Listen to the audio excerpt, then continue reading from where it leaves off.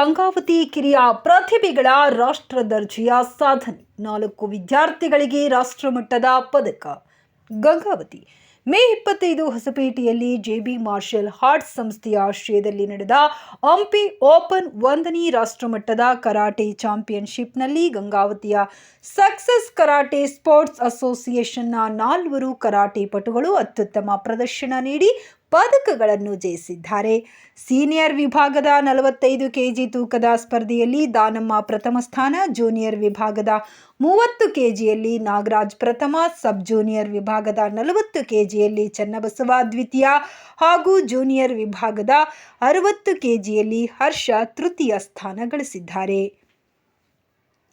ಅಸೋಸಿಯೇಷನ್ನ ಮುಖ್ಯ ತರಬೇತುದಾರ ಬಾಬು ಸಾಬ್ ಮಾತನಾಡಿ, ಸತತ ಪರಿಶ್ರಮ ಮತ್ತು ನಿಷ್ಠೆಯ ಅಭ್ಯಾಸವೇ ಯಶಸ್ಸಿನ ಕೀಲಿ ಕೈ. ನಮ್ಮ ವಿದ್ಯಾರ್ಥಿಗಳು ಪ್ರತಿದಿನವೂ ಕಠಿಣ ಪರಿಶ್ರಮದಿಂದ ತರಬೇತಿ ಪಡೆದು ಇಂತಹ ಮಟ್ಟದ ಸ್ಪರ್ಧೆಯಲ್ಲಿ ತಮ್ಮ ಸಾಮರ್ಥ್ಯವನ್ನು ಸಾಬೀತುಪಡಿಸಿರುವುದು ಹೆಮ್ಮೆ ಪಡುವ ಸಂಗತಿ ಎಂದು ಸಂತೋಷ ವ್ಯಕ್ತಪಡಿಸಿದರು. ಈ ಸಂದರ್ಭದಲ್ಲಿ ಅಖಿಲ ಕರ್ನಾಟಕ ಕರಾಟೆ ಸ್ಪೋರ್ಟ್ಸ್ ಅಸೋಸಿಯೇಷನ್ನ ಕಾರ್ಯದರ್ಶಿ ಭಾರ್ಗವ್ ರೆಡ್ಡಿ, ಮುಖ್ಯ ತೀರ್ಪುಗಾರ ಕಲ್ಯಾಣ್ ಕುಮಾರ್, ರಜಾಕ್ ಹಾಗೂ ಸಹ ತರಬೇತುದಾರ ಅಜಯ್ ಕುಮಾರ್ ಉಪಸ್ಥಿತರಿದ್ದರು.